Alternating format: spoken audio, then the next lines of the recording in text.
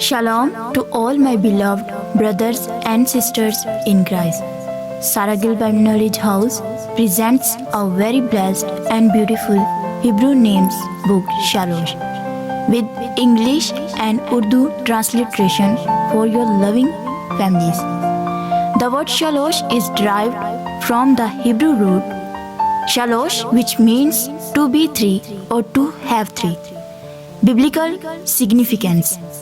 The number 3 has significant meaning in the Hebrew Bible, representing concepts such as completeness and unity. Example includes the 3 features of God: Father, Son, and Holy Spirit. Benefits of book.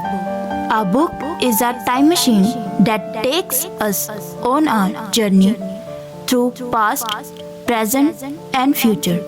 We hope you will receive more wisdom of God and blessing through this beautiful book, Shalosh. May God bless you all. Amen.